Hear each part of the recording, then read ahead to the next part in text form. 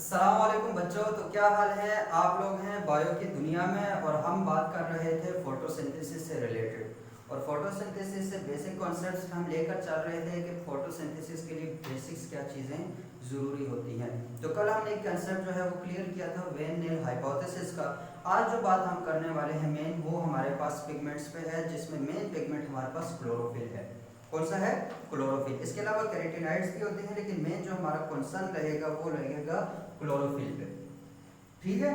तो क्लोरोफिल जो है हमारे पास दो रीजन्स पे एब्जॉर्बेंस बहुत ज्यादा शो करता है। एक वायलेट ब्लू, ठीक है, उस रीजन पे बहुत ज्यादा एब्जॉर्ब करता है लाइट को, और एक हमारे पास रेड लाइट को बहुत ज्यादा एब्जॉर्ब करता है। तो ये हमारे पास तकरीबन होता है 400 प्लस के आगे पीछे, और ये होता है 700 प्लस के आगे पीछे। ठीक है। उसके बाद हमारे पास जो क्लोरोफिल है वो ग्रीन लाइट को रिफ्लेक्ट करता है। ग्रीन लाइट को क्या करता है? रिफ्लेक्ट करता है। तो ग्रीन लाइट के रिफ्लेक्शन की वजह से क्लोरोफिल का जो कलर बनता है वो बनता है ग्रीन। इस वजह से हमारे पास जो क्लोरोफिल है वो ग्रीन नजर आता है, और क्योंकि क्लोरोफिल पौधों में बहुत ज्यादा होती है इसलिए पौधे हमें ग्रीन नजर आते हैं। ठीक है। उसके बाद हम चलेंगे स्ट्रक्चर ऑफ क्लोरोफिल पे कि क्लोरोफिल का स्ट्रक्चर ड्रा कैसे करते हैं, क्लोरोफिल का स्ट्रक्चर होता कैसे है। तो आज हम सिखाने जा रहे हैं आपको कि क्लोरोफिल का जो स्ट्रक्चर है उसका इजीएस्ट वे क्या है, उसको किस तरीके से स्टेप वाइज हम ड्रा कर सकते हैं। ठीक है। तो जब हम क्लोरोफिल का स्ट्रक्चर पढ़ेंगे तो आपको बताया जाएगा कि क्लोरोफिल के सेंटर में जैसे हीमोग्लोबिन के सेंटर में आयरन होता है, इसी तरीके से क्लोरोफिल का जो सेंटर है उसमें हमारे पास मैग्नीशियम होता है। तो मैग्नीशियम से स्टार्ट लेंगे, ये उसका सेंटर है, ठीक है, और ये मैग्नीशियम है। और मैग्नीशियम के साथ चार जो है वो पायरोल रिंग्स अटैच हुई होती हैं जो में नाइट्रोजन कंटेनिंग है। तो यहाँ पर हम चार नाइट्रोजन ड्रा करेंगे ऐसे, ठीक है, चार नाइट्रोजन ड्रा कर लिए। नाइट्रोजन ड्रा करने के बाद आप लोगों ने क्या करना है कि ये हर जो दो नाइट्रोजन है उसके दरमियान इस तरह का एक स्ट्रक्चर बनाना है, ऐसे और ऐसे। ठीक है। इसी तरीके इन दोनों के दरमियान बनाना है, ऐसे और फिर ऐसे। इन दोनों के दरमियान बनाएंगे तो ऐसे और फिर ऐसे, और इन दोनों के दरमियान बनाएंगे तो ऐसे और फिर ऐसे। हमने ये चार जो है नाइट्रोजन के हमारे पास रिंग बन गए। अब इसके बाद ये जो हमारे पास जगह स्पेस बचती है यहाँ पर पेंटागोन ड्रा करना है। पेंटागोन मतलब 5 कोने बनाने एक स्ट्रक्चर वाले। तो ये हमारे पास 5 कोने इस तरीके से बनेंगे। ठीक है, ये हो गए। अब ये देखो 1 2 3 4 और 5, इसी तरीके से ये करेंगे 1 2 3 और 4 5। ठीक है। अब इसी तरह ये नाइट्रोजन है, इसका भी पेंटागोन ड्रा करते हैं ऐसे, ठीक है, और ये नाइट्रोजन है, इसका भी पेंटागोन ड्रा करते हैं। ठीक है। उसके बाद हमने इसकी करनी है साइड चेन। साइड चेन इस पे लगाने है। तो साइड चेन कैसे लगेगी? देखो मैं मान लेता हूँ ये हमारे पास पहली रिंग है, ये दूसरी है, ये तीसरी है और ये चौथी है। तो साइड चेन हमने शुरू करनी है पहली वाली रिंग से। पहली वाली रिंग से कैसे शुरू करेंगे? ये हमारे पास पहली रिंग है, इसके यहाँ पर मिथाइल ग्रुप अटैच होता है। क्या अटैच हुआ होता है? Methyl group. और इसके यहाँ पर अटैच होता है CH डबल बॉन्ड CH2। ठीक है, एथिलीन ग्रुप जो है वो अटैच हुआ होता है। इसी तरीके से हम जो दूसरी रिंग है उसके यहाँ पर CH3 अटैच हुआ होता है, और यहाँ पर उसके अटैच हुआ होता है इथाइल ग्रुप। कौन सा ग्रुप? इथाइल। दोनों में डिफरेंस क्या है? वो एथिलीन ग्रुप है, उसमें डबल बॉन्ड होता है, और ये सारे सिंगल बॉन्डेड हैं, एल्केन है। कौन सा? इथाइल ग्रुप है। उसके बाद ये जो कार्बन में ये नाइट्रोजन नंबर 3 है, इसके यहाँ पर CH3 ग्रुप। ठीक है। और एक बात और याद रखना, एक बात जो आप लोगों ने याद रखनी है कि जो नाइट्रोजन नंबर 3 वाली रिंग है, इसके यहाँ पर एक एक्स्ट्रा पेंटागोन जो है वो अटैच हुई होती है। ठीक है, एक एक्स्ट्रा जो हमारे पास पेंटागोन है वो अटैच हुई होती है, और इस पेंटागोन के इस कोने पे जो कार्बन होता है ये डबल बॉन्डेड होता है ऑक्सीजन के साथ। ठीक है। और ये वाला जो कोना है इसमें जो कार्बन है वो ऐसे ब्रांच में जो है ना वो ऑक्सीजन के साथ डबल बॉन्डेड होता है, ये वाला स्ट्रक्चर इसके साथ अटैच हुआ होता है। उसके बाद अगर यहाँ पे आते हैं तो यहाँ पर हमारे पास पाइटोल जो है चेन है या टेल है वो जुड़ी होती है, जैसे CH2 CH2 C double bond O O, और ये आगे फिर जो है C20H30 हमारे पास कार्बन है वो एक टेल बनाएंगे पूरी। उसके बाद ये वाला जो है इसके साथ भी मिथाइल ग्रुप अटैच हुआ होता है। तो अगर एक बात और से देखें तो हर नाइट्रोजन वाले रिंग में जो मिथाइल ग्रुप है वो मस्ट अटैच है, इधर भी अटैच है, इधर भी अटैच है, इधर भी अटैच है और इधर भी अटैच है। डिफरेंस क्या है इन ग्रुप में, इसके साथ एथिलीन ग्रुप है, इसके साथ इथाइल ग्रुप है, इसके साथ ये वाला एक्स्ट्रा एक रिंग है और इसके साथ पूरी की पूरी हमारे पास जो फाइटोल टेल है वो हाइड्रोफोबिक टेल जो है वो जुड़ी होती है। अब अगला काम जो हमने करना है वो इसके डबल बॉन्ड ड्रा करने हैं, ठीक है। तो डबल बॉन्ड कहां से शुरू करेंगे? डबल बॉन्ड देखो याद रखना जो क्लोरोफिल का मॉलिक्यूल होता है उसमें alternate single and double bond होते हैं, alternate single and double bond, ठीक है। तो कंजुगेशन का एक सिस्टम होता है, alternate single and double bond होता है। तो हमने उसी तरीके से इनको ड्रा करना है। कैसे ड्रा करेंगे? कार्बन नाइट्रोजन नंबर 1 जो रिंग उससे शुरू करेंगे और वहां पर ये हमारे पास 1 है, इसके यहाँ पर हमने ड्रा करना है डबल बॉन्ड। तो इसके सामने ये हमारे पास हो गया डबल बॉन्ड, क्या हो गया? डबल। अब ये वाला छोड़ा तो यहाँ पर आ गया डबल बॉन्ड। उसके बाद अल्टरनेट आएगा ना तो ये सिंगल और ये वाला डबल, ठीक है। अब ये डबल हो गया तो ये वाला सिंगल और ये वाला डबल, ठीक है। अब इसके लिहाज से इसके लिहाज से दोनों से हमने अल्टरनेट देखना है। इसके लिहाज से ये वाला सिंगल बनता है और इसके लिहाज से ये वाला सिंगल बनता है। तो दोनों के लिहाज से जो डबल बॉन्ड आएगा वो इधर आएगा, ठीक है। तो एक डबल बॉन्ड ये। अब इसके लिहाज से ये वाला सिंगल तो ये वाला डबल, ठीक है। ये वाला सॉरी ये वाला सिंगल तो ये वाला डबल, फिर ये वाला सिंगल तो ये वाला डबल। अब इसके लिहाज से ये वाला सिंगल तो ये वाला डबल, अब ये वाला सिंगल तो ये वाला डबल और इसके लिहाज से ये वाला सिंगल तो ये वाला डबल और इसके लिहाज से ये सिंगल और फिर उससे आगे डबल। तो इस तरीके से हमारे पास alternate single and double bond बन जाते हैं। तो अब अगर और से देखें तो इसमें alternate single and double bond कितने हैं?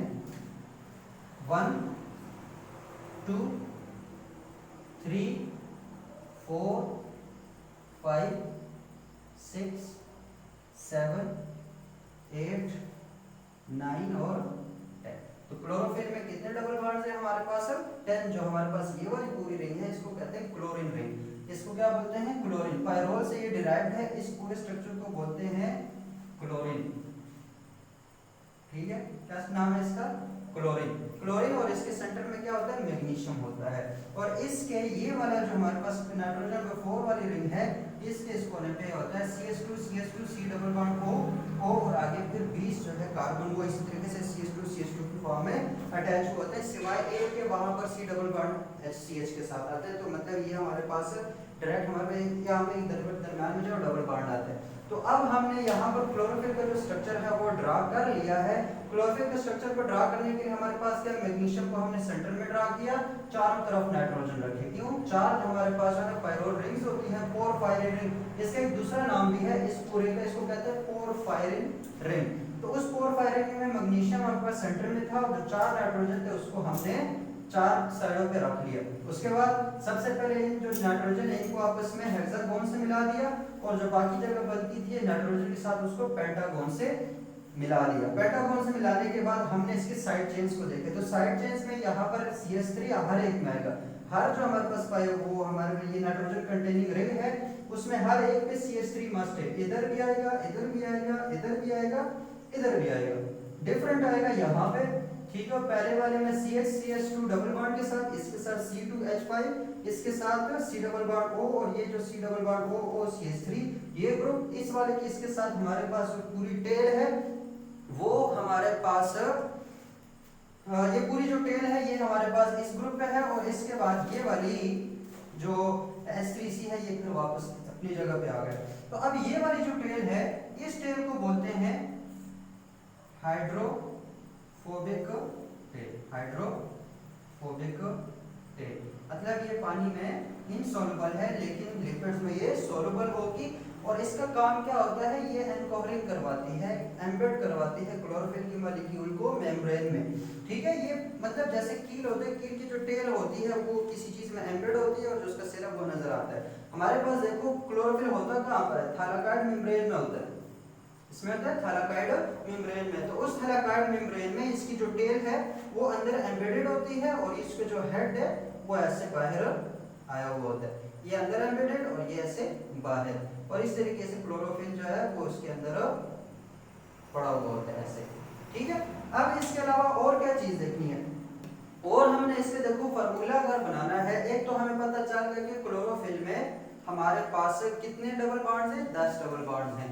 उसके बाद एक और चीज याद रखना, ये वाला जो नाइट्रोजन नंबर 2 का हमारे पास CH3 है, अगर ये CH3 हो, ये क्या हो CH3, तो ये हमारे पास होगा क्लोरोफिल A, ये क्या होगा क्लोरोफिल A। अगर इस CH3 की जगह अटैच हुआ हो C double bond OH, aldehyde group attach हुआ हो, CH3 ना अटैच हुआ, तो वो हमारे पास होगा क्लोरोफिल B, वो क्या होगा हमारे पास क्लोरोफिल B।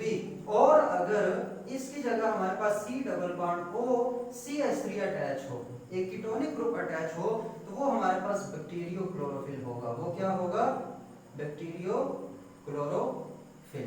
बाकी सारा स्ट्रक्चर सेम होगा, डिफरेंस यहाँ पे आएगा, अगर CH3 लगा हो तो A, अगर वो CHO लगा हो तो B, और अगर COCH3 लगा हो तो वो बैक्टीरियो क्लोरोफिल। अब हम गिनते हैं यहाँ पर कार्बन, कार्बन क्लोरोफिल में टोटल कितने हैं, तो बड़े और से गिनने हैं, देखो कैसे गिनेंगे, 20 कार्बन ये हुए, 20, 21, 22, 23, 24, फिर 25, 26, 27, 28, 29, 30, 31, 32, 33, 34, 35, 36, 37, 38 और ये 40, फिर 41, 42, 43, 44, 45, 46, 47, 48, 49, 50, 50 हो गए, 51, 52, 53, 54 और ये वाला 55। तो इस तरीके से हमारे पास जो क्लोरोफिल है उसमें C55 होते हैं, कितने कार्बन होते हैं 55 कार्बन। उसके बाद अगर हाइड्रोजन को गिनेंगे तो हाइड्रोजन हमारे पास होते हैं इसमें 72, कितने होते हैं 72। उसके बाद अगला है ऑक्सीजन, ऑक्सीजन कितने हैं देखो, एक ऑक्सीजन इधर, एक इधर, एक इधर, 3, 4 और 5, तो कितने ऑक्सीजन हुए 5 ऑक्सीजन। उसके बाद अगर नाइट्रोजन की बात करें तो 1, 2, 3 और 4 हमारे पास नाइट्रोजन और एक हमारे पास मैग्नीशियम। तो अगर इसका मॉलिक्यूलर फार्मूला देखा जाए तो C55H72O5N4Mg हमारे पास क्या है molecular formula of the chlorophyll A, क्या है क्लोरोफिल, तो ये वाला जो फार्मूला है ये क्लोरोफिल A के लिए। अगर इसकी जगह क्लोरोफिल B आ जाए तो क्लोरोफिल B में क्या डिफरेंसेस होंगे, क्लोरोफिल B में बाकी सारा स्ट्रक्चर सेम होगा, लेकिन यहाँ पर CH3 की जगह ये वाला ग्रुप जो है वो अटैच होगा, CHO का ग्रुप। तो CHO का ग्रुप अटैच होने की वजह से कार्बन तो इतने ही रहेंगे, क्योंकि अगर ये C गया तो ये वाला C आया, तो कार्बन तो रहेंगे C55, कितने रहेंगे C55। लेकिन अगर यहाँ पर 72 थे, कितने थे 72, जब यहाँ पर हाइड्रोजन 3 थे, लेकिन क्लोरोफिल B में क्या है सिर्फ एक हाइड्रोजन लगेगा, मतलब 2 हाइड्रोजन की आएगी कमी, तो यहाँ पर जो हाइड्रोजन हो जाएंगे वो हो जाएंगे 70, वो कितने हो जाएंगे 70। इसी तरीके से हमारे पास देखो वैसे O5 थे, लेकिन यहाँ पर ये ग्रुप अटैच होगा तो एक ऑक्सीजन इधर भी होगा, तो टोटल ऑक्सीजन हो जाएंगे 6, बाकी हमारे पास वही फार्मूला रहेगा। तो दोनों में ये फर्क आ गया, क्लोरोफिल A का जो मॉलिक्यूलर फार्मूला है वो है C55H72O5N4Mg, जबकि क्लोरोफिल B का जो फार्मूला है वो है C55H70O6N4Mg। इसी तरीके से आप बैक्टीरियो क्लोरोफिल का भी मॉलिक्यूलर फार्मूला निकाल सकते हैं। तो this was all about the structure of chlorophyll के जो क्लोरोफिल का स्ट्रक्चर है वो ड्रा कैसे होता है, याद रखना इसलिए हाइड्रोफोबिक टेल है और ये वाला हमारे पास हाइड्रोफिलिक होता है। ठीक है, तो हाइड्रोफोबिक टेल का काम क्या होता है, एंकरिंग करवाना, मेम्ब्रेन में एम्बेड करवाना क्लोरोफिल को, और इसका काम जो होता है वो हमारे पास होता है लाइट कैप्चरिंग। याद रखना जब इस पे लाइट पड़ती है ना तो इसमें है alternate double and single bonds, तो जब इस पे लाइट पड़ती है यहाँ पर जब इन पे लाइट पड़ती है तो इन लाइट पड़ने की वजह से क्या है कि ये जो हमारे पास डबल बॉन्ड है ये डीलोकलाइज होना शुरू हो जाते हैं, ये इधर आ जाता है, ये उधर चला जाता है, और इस डीलोकलाइजेशन में क्या होता है कि जो लाइट की एनर्जी होती है वो हो जाती है कैप्चर, वो क्या हो जाती है कैप्चर। और इस तरीके से जो हमारे पास क्लोरोफिल है वो लाइट कैप्चरिंग करता है। लाइट कैप्चरिंग किस वजह से करता है? Due to delocalisation of electrons, delocalisation of electrons. Delocalise करने का मतलब क्या है कि ये जो अल्टरनेट डबल बॉन्ड है ये डबल पहले अगर इधर है तो फिर ये इधर आ जाएगा, इसी तरह ये वाला इधर चला जाएगा, ये वाला इधर चला जाएगा, और इस डीलोकलाइजेशन की वजह से क्या है कि जो एनर्जी लाइट की फॉर्म में आ रही थी वो एनर्जी कैप्चर हो जाती है इस डीलोकलाइजेशन ऑफ इलेक्ट्रॉन्स की वजह से। और सेम यही फिनोमिना जब हम कैरोटीन्स की बात करते हैं, बीटा कैरोटीनॉइड्स हो गए, हमारे पास ज़ैंथोफिल्स हो गए, तो उन कैरोटीन्स में या जो एक्सेसरी पिगमेंट्स होते हैं हमारे पास फोटोसिंथेसिस में, उनका एक ही काम होता है लाइट को कैप्चर करना। तो वो लाइट को किस तरीके से कैप्चर करते हैं? क्योंकि उनमें लीनियर एक चेन होता है जिसमें अल्टरनेट डबल और सिंगल बॉन्ड होते हैं, अल्टरनेट डबल और सिंगल बॉन्ड होते हैं, ठीक है। तो इस तरह काफी लंबे लंबे हमारे पास कार्बन के जो है ना वो हाइड्रोकार्बन चेन होते हैं और उसमें अल्टरनेट डबल और सिंगल बॉन्ड्स होते हैं। तो जब उन पे लाइट पड़ती है तो वो अल्टरनेट डबल और सिंगल बॉन्ड्स की हो जाती है डीलोकलाइजेशन। डीलोकलाइजेशन की वजह से वो उस एनर्जी को कैप्चर कर लेते हैं और उस एनर्जी को आगे फिर फोटो सिस्टम के जरिए इसको हम केमिकल एनर्जी में कन्वर्ट कर देते हैं। तो वो सारा काम कैसे होगा वो इंशाल्लाह इसके अगले पार्ट में देखेंगे। इस पार्ट में हमारा मेन जो मकसद था वो है कि स्ट्रक्चर ऑफ क्लोरोफिल, यानी क्लोरोफिल को ड्रा कैसे किया जाता है। काफी मुश्किल होता है क्योंकि जब इसको बंदा देख लेता है बुक्स में तो वैसे ही डर जाता है। डरने की कोई बात नहीं, सिंपल इसको ड्रा करने का तरीका है, मैंने बता दिया स्टेप वाइज कि सबसे पहले क्या करना है, फिर क्या करना है, फिर क्या करना है। डिफरेंसेस आ जाएंगे, differentiate between chlorophyll a and b. तो दोनों में ये डिफरेंस है कि क्लोरोफिल ए में CH3 या मिथाइल ग्रुप होता है और क्लोरोफिल बी में एल्डिहाइड ग्रुप या C double bond OH group होता है। और ये वाली जो है ये आगे पूरी टेल बनाती है जिसको हाइड्रोकार्बन टेल या हाइड्रोफोबिक टेल बोलते हैं, ठीक है। और इसके सेंटर में क्या होता है? मैग्नीशियम। और अगर ये डिफर करता है हीमोग्लोबिन से तो सिर्फ एक ही डिफरेंस है कि उसमें यहाँ पर आयरन होता है जबकि क्लोरोफिल में यहाँ पर मैग्नीशियम है। तो होप सो कि आप लोगों को इसकी समझ आ चुकी होगी। उसके बाद इंशाल्लाह हम बढ़ेंगे इसके लाइट रिएक्शंस की तरफ कि वो कैसे काम करते हैं। तो तब तक दुआ में याद रखिएगा। अल्लाह हाफिज़।